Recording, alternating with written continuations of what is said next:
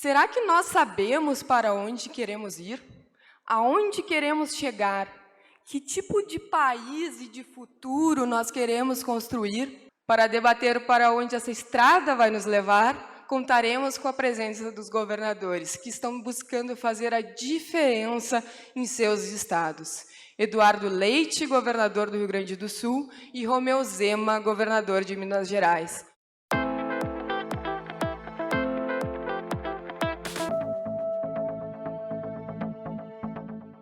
Durante mais de 30 anos eu trabalhei numa empresa de varejo. Nunca havia pensado em entrar na área pública. Pelo contrário, eu até via a atividade política como algo semicriminoso na minha vida. E acabei, no final do ano de 2017, recebendo um convite do Partido Novo para ser candidato. E imediatamente eu falei não. E aquilo começou a me incomodar. E eu falei, eu vou ter de ir, porque parece que eu estou contra mim mesmo aqui falando não. E fiz uma campanha extremamente austera, rodando no meu carro, dirigindo, visitando mais de 200 cidades.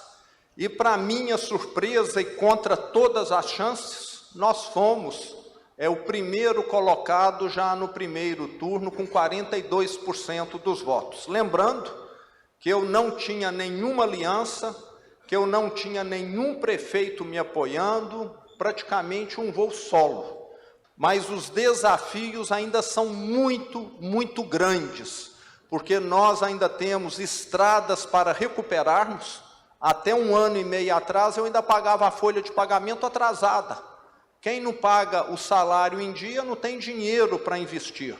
Somente o ano passado é que nós começamos a recuperar a malha viária do Estado e corrigimos uma série de problemas, porque a saúde não funcionava em Minas, as escolas estavam literalmente desmoronando, não tinha uma merenda adequada, a segurança pública, uma série de ineficiências. Hoje as forças de segurança trabalham de maneira integrada, e eu posso dizer que o maior avanço veio da liberdade econômica, Vitória, que nós temos dado para quem investe e empreende em Minas Gerais. O governo que antecedeu ao meu, em 4 anos, atraiu, pelos protocolos de intenção assinados, 26 bilhões de reais.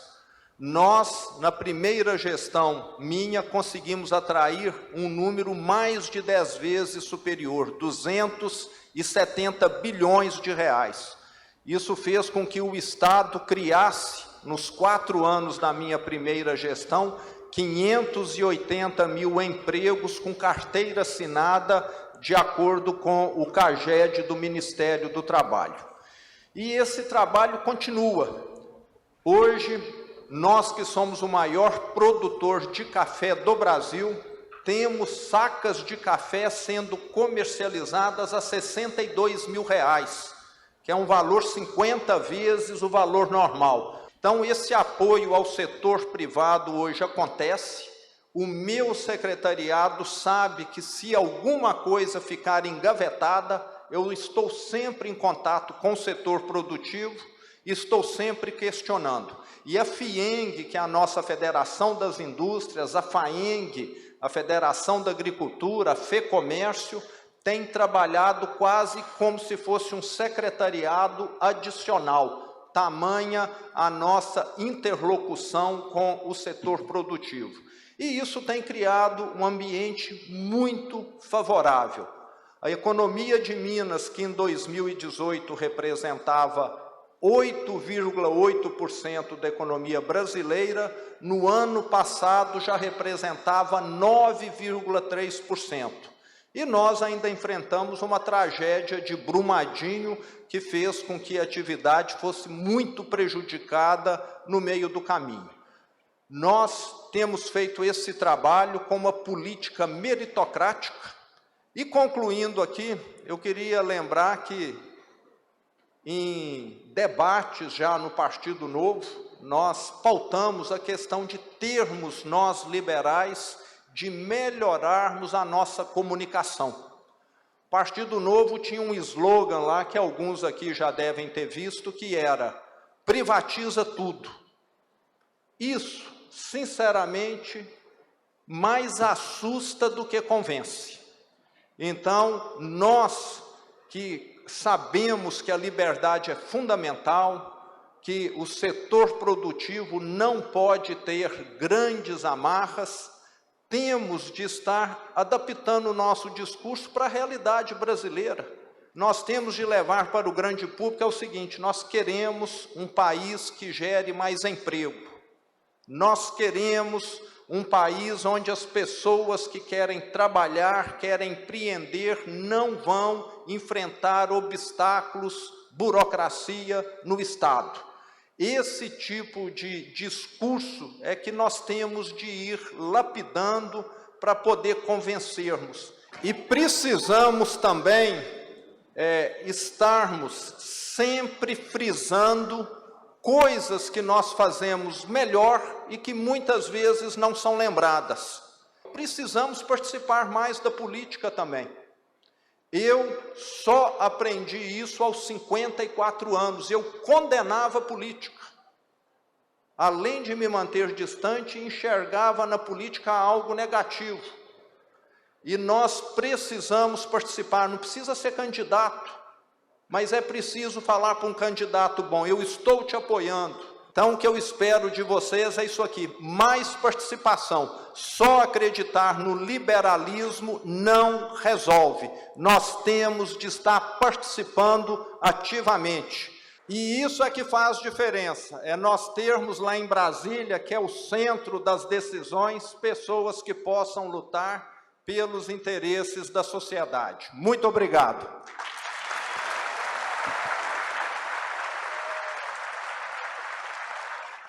Há 4 anos eu estive aqui no Fórum da Liberdade, como governador, participando da abertura, e naquele momento, Vitória, eu trazia especialmente as ideias que norteariam ali o nosso governo, Zema, num quadro muito semelhante ao de Minas Gerais, né?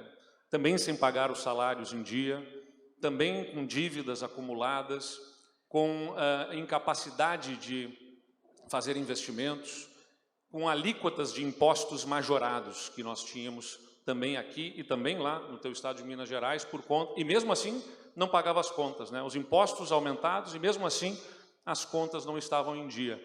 Pois bem, estamos aqui, nossos 2 governos, entregando neste momento salários em dia, investimentos, com as alíquotas reduzidas. O que quer dizer que aquelas reformas que encaminhamos deram os seus resultados. Daqui a 4 anos nós falávamos sobre as intenções.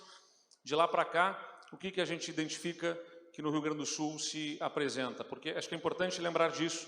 Não há caso de prosperidade no mundo, não há uma sociedade, não há um país que tenha exemplo de ter tido sucesso no setor privado com um setor público desarranjado, desorganizado.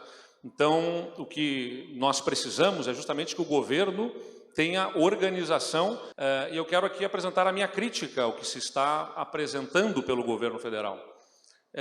Esse arcabouço fiscal, ele pressiona o aumento de receitas sem gerar análise sobre a qualidade do gasto. E isso é absolutamente negativo para o país. A gente precisa de regras fiscais que pressionem o governo a gastar menos. Então, por exemplo, quando a gente adota, inclusive pelo regime de recuperação fiscal, lá em Minas e aqui, teto de gastos, isso impõe escolhas para o governo.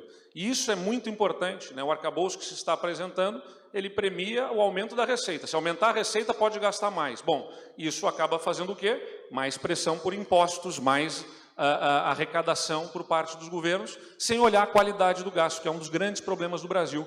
A falta de análise de efetividade das políticas públicas, a inércia do gasto público, programas que são criados e são continuados anos a fio, sem uma análise de qualidade do que aquilo está efetivamente impactando economicamente, socialmente e gastando mal. Se você não tem regra fiscal que estabeleça a obrigatoriedade da escolha ao governante, ele então vai fazer o quê?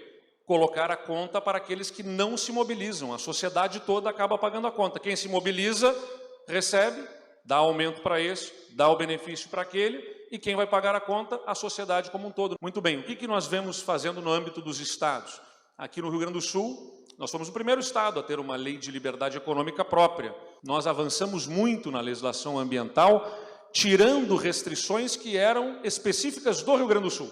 A legislação ambiental no nível nacional apresentando algo, e aqui no Rio Grande do Sul querendo ser mais duro. Então, a lei de agroquímicos, por exemplo, estabelecendo restrições adicionais no estado do Rio Grande do Sul. A lei para o licenciamento ambiental se estabelecia 100 metros de margem que não podia ser estabelecida a atividade, o Rio Grande do Sul era 200. Nós alinhamos essa legislação toda, tirando as restrições adicionais que o Estado apresentava. E criamos uma licença por adesão e compromisso, onde o empreendedor diz justamente o que está fazendo, assume os compromissos de obedecer à lei, mas não fica condicionado à análise pelo Estado, que dirá se está tudo ok ou não, ou seja, dispensa a análise do Estado. Ele está avisando o Estado do seu empreendimento, o Estado toma ciência e o Estado fiscaliza se está sendo atendido ou não. Por quê? Porque a gente perde muito economicamente com a desconfiança. Sempre que a gente coloca mais alguma etapa burocrática para que se prove por parte do empreendedor que está fazendo a coisa certa, a gente está criando dificuldades e embaraços. Bom, em alguma situação de alto risco, pode ser admissível, mas nas situações de baixo risco, não é razoável que a gente exija, transforme uma odisseia a vida do empreendedor para poder abrir o seu negócio. Por isso, nós criamos essa licença por adesão e compromisso, por exemplo. Ele avisa o Estado fiscaliza, pune quem está fazendo errado, mas não pune os 95%, 99% que fazem certo, desconfiando deles, exigindo uma comprovação de estar fazendo a coisa certa. Eu insisto, o poder público precisa fiscalizar. Perde-se muito com a desconfiança. Sempre que você desconfia, você tem que criar etapas que condicionam, que obstaculizam e que geram perda de oportunidades de negócios aqui também. Eu defendo que, junto com uma reforma tributária, deveria vir uma reforma administrativa profunda, com validade para os servidores que estão em efetivo exercício. Não pode ser apenas para os novos entrantes, porque nós temos pressa. O que acontece aqui no Rio Grande do Sul, por exemplo?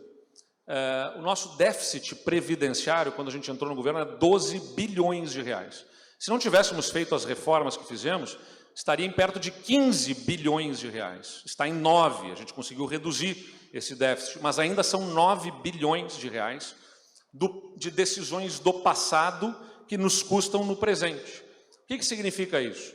Significa uma bola de ferro que nos limita os movimentos no presente em direção ao futuro. Porque lá no passado o governo contratou com benefícios, com vantagens, sem formar fundo para a Previdência, e hoje a gente paga essa conta. Se você faz algum tipo de reforma administrativa que vai ter apenas impacto para aqueles que forem entrar, você vai demorar mais a promover a economia, e mais tempo você vai continuar gastando com o passado um dinheiro que faz falta no presente para investir no futuro. Educação é um exemplo. Se a Assembleia Legislativa me disser, eu tenho 1 bilhão de reais para dar em melhorias salariais aqui para os professores, na verdade 300 milhões de reais aqui vão para melhorar a educação com os salários dos atuais professores, porque 700 milhões vão para os aposentados, e não é culpa deles. Todo o meu respeito aos aposentados, não foram eles que escolheram, foi uma Assembleia Legislativa com um governo lá no passado que tomou decisão de assim remunerar, de assim fazer um sistema previdenciário, que hoje todos pagamos a conta. Então, o Brasil que a gente quer, para onde que a gente vai? Tem que ter ajuste nas contas. Quem não cuida das contas não cuida das pessoas. Não adianta dizer que vai cuidar das pessoas se não tiver contas organizadas. Não adianta dizer que quer o melhor para a população mais pobre, se mexe no marco regulatório do saneamento para permanecer com empresas estatais que não são eficientes. Não são eficientes.